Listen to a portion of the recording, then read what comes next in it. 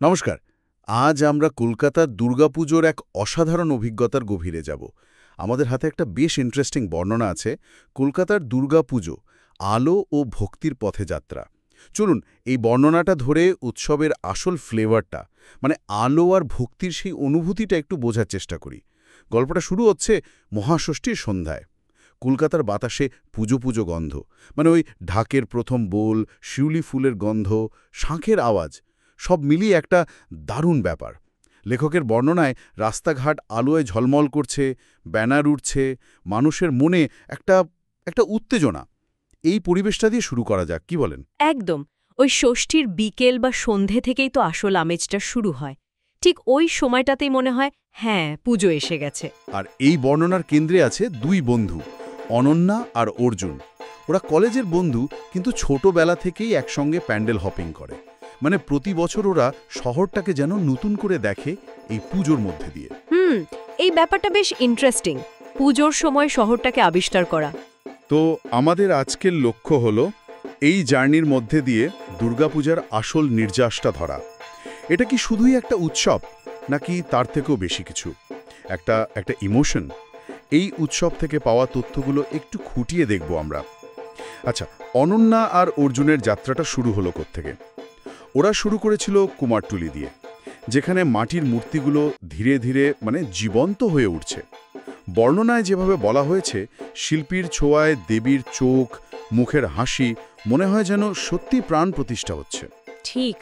আর কুমারটুলি তো শুধু প্রতিমা তৈরির জায়গা নয়, এটা একটা ঐতিহ্যের ধারক, তাই না? এখানে শিল্প আর ভক্তি দুটো জিনিস কেমন মিলেমিশে যায়। উৎসবের একদম গোড়ার স্পন্দনটা যেন এখানেই। ওই চোখের বর্ণনা, হাসির কথা, এগুলো তো শুধু টেকনিক্যাল ডিটেল নয়, একটা কানেকশন তৈরির চেষ্টা। ঠিক বলেছেন। এরপর ওরা গেল শোভাবাজারে, একটু ফুচকা খেলো, তারপর বাগবাজার সর্বজনীনে। বাগবাজার তো খুব পুরনো পুজো, তাই না? ভীষণ ঐতিহ্যবাহী। হ্যাঁ, কলকাতার অন্যতম প্রাচীন সর্বজনীন পুজো। উৎস বলছে ওখানে আধুনিকতার চেয়ে পুরনো মেজাজটাই বেশি, মানে ওই জোরালো ঢাকের আওয়াজ। হ্যাঁ, আর ওই লাল পাড় সাদা শাড়ি পরা মহিলাদের ধুনুচি নাচ, ধূপের ধোয়া, মন্ত্রপাঠ, সব মিলিয়ে একটা বেশ গাম্ভীর্যপূর্ণ অথচ জীবন্ত পরিবেশ। বাগবাজার বা এ ধরনের পুরনো পুজোগুলো আসলে কলকাতার কালচারাল রুটসকে ধরে রেখেছে। প্রজন্মের পর প্রজন্ম ধরে একই ধারা বজায় রাখা, এটা কিন্তু সহজ নয়। সত্যি, এই ঐতিহ্য আর আধুনিকতার ব্যাপারটা রাত বাড়ার সঙ্গে সঙ্গে আরও যেন পরিষ্কার হয়। ওরা এরপর থিম প্যান্ডেলের দিকে গেল, উত্তর থেকে দক্ষিণ কলকাতা। লেখক বলছেন প্রত্যেকটা প্যান্ডেল যেন একটা আলাদা জগৎ। কলেজ স্কোয়ারে যেমন বর্ণনা দিয়েছেন, লেকের জলে প্রতিমার ছায়া, ছোটদের হইচই, ক্যান্ডি ফ্লস, বেলুন, একটা জমজমাট ব্যাপার। এই থিম প্যান্ডেলের কনসেপ্টটাই তো বেশ ইন্টারেস্টিং।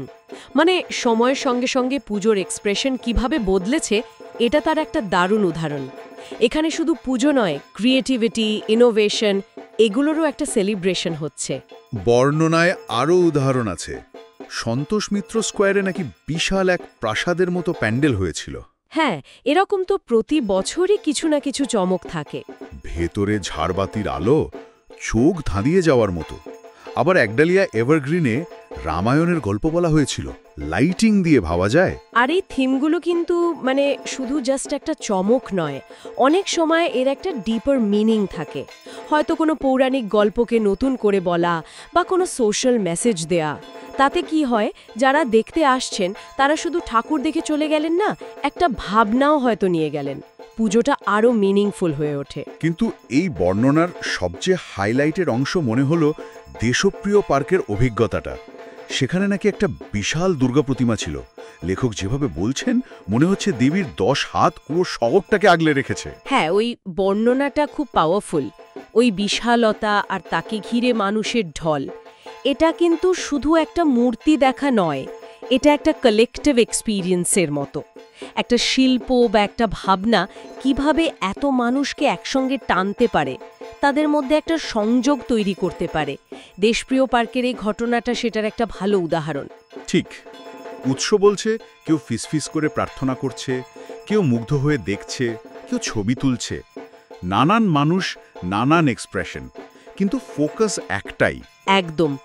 এটাই ওই মুহূর্তটার শক্তি। আর এই ভিড়, আলো, শব্দের মধ্যেই অনন্যা আর অর্জুন একটা অন্য জিনিস উপলব্ধি করে। তারা বুঝতে পারে পুজো শুধু ঠাকুর দেখা বা প্যান্ডেলে ঘোরা নয়, এটা আসলে মানুষের একসঙ্গে আসার উৎসব। বর্ণনায় কিছু ছোট ছোট ঘটনার কথা আছে, যেমন অচেনা লোক পথ দেখিয়ে দিচ্ছে বা এক বয়স্ক দম্পতি ভোগ দিচ্ছেন অন্যদের। হ্যাঁ, এই জিনিসগুলোই তো পুজোর স্পিরিট। এই আপাত বিশৃঙ্খলার মধ্যেও যেন একটা আন্তরিকতা থাকে, পুরো শহরটা একটা বড় পরিবারের মতো হয়ে যায়। এই উপলব্ধিটা খুব গুরুত্বপূর্ণ মনে হলো। সব কিছুর ঊর্ধ্বে গিয়ে মানুষকে কাছাকাছি আনা, পুরনো বন্ধুত্ব ঝালিয়ে নেওয়া, নতুন সম্পর্ক তৈরি হওয়া। এই কটা দিন শহরের রুটিন লাইফে একটা অন্যরকম স্রোত আসে। ওই একাত্মতার বোধটাই উৎসবের প্রাণ। বর্ণনার শেষ দিকটাও খুব সুন্দর। অনেক রাতে ওরা পার্ক স্ট্রিটে আইসক্রিম খাচ্ছে, রাত 2টো বাজে তখনও শহরটা জেগে। তারপর একদম ভোরে গঙ্গার ঘাটে বসে আছে, ক্লান্ত কিন্তু মনটা ভরা। তখনই অর্জুন ওই কথাটা বলে, যেটা হয়তো পুরো অভিজ্ঞতার সার। দুর্গাপূজা শুধু একটা উৎসব নয়, এটা একটা ইমোশন। এই ইমোশন শব্দটা এটা খুব অ্যাপ্ট, কারণ দুর্গাপূজা বাঙালির কাছে তো শুধু কয়েকটা রিচুয়ালস নয়, এর সঙ্গে জড়িয়ে আছে কত স্মৃতি। ছোটবেলা, নতুন জামা, বন্ধুদের সঙ্গে আড্ডা, ঢাকের আওয়াজ, ধুনোর গন্ধ, মানে অসংখ্য অনুভূতি। এটা আমাদের সংস্কৃতির, আমাদের আইডেন্টিটির অংশ। অর্জুনের ওই এক কথায় যেন সবটা ধরা পড়ে। একদম, অনন্যাও সেটাই ফিল করে। তার মনে তখনও নাকি ঢাকের আওয়াজটা লেগে আছে। আর যেভাবে শেষ হচ্ছে বর্ণনাটা, হাওড়া ব্রিজের ওপর সূর্য উঠছে আর ওরা ভাবছে তারা আবার কলকাতার পুজোর জাদুতে জড়িয়ে পড়েছে। এই ছবিটা, এটা মনে থেকে যায়। এই অভিজ্ঞতাটা যেন শেষ হয়েও হয় না, রেশটা থেকে যায়। তাহলে আজকের এই আলোচনা থেকে আমরা কি দেখলাম?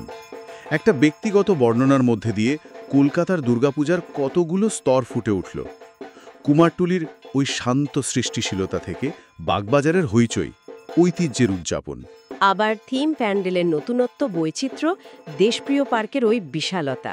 আর এই সব কিছুর মধ্যে দিয়ে মানুষের একসাথে আসা, ওই মিলনের সুরটা, এই নিয়েই তো কলকাতার দুর্গাপূজা।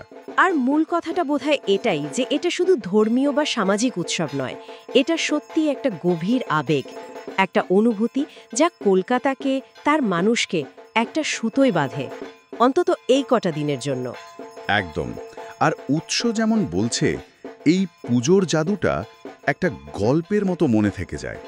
এটা হয়তো আমাদের একটা অন্য প্রশ্ন নিয়ে ভাবতে বলে, এই যে বড় বড় কালচারাল ফেস্টিভ্যালগুলো, এগুলো কিভাবে একটা শহরের আইডেন্টিটি তৈরি করে, কিভাবে এগুলো লক্ষ লক্ষ মানুষের পার্সোনাল মেমোরির অংশ হয়ে যায়, আবার কালেকটিভ আইডেন্টিটিরও ধারক হয়। প্রজন্মের পর প্রজন্ম ধরে এই স্মৃতি, এই অভিজ্ঞতা কিভাবে একটা শহরের আত্মাকে বাঁচিয়ে রাখে, এই ভাবনাটা না হয় শ্রোতাদের জন্য রইল।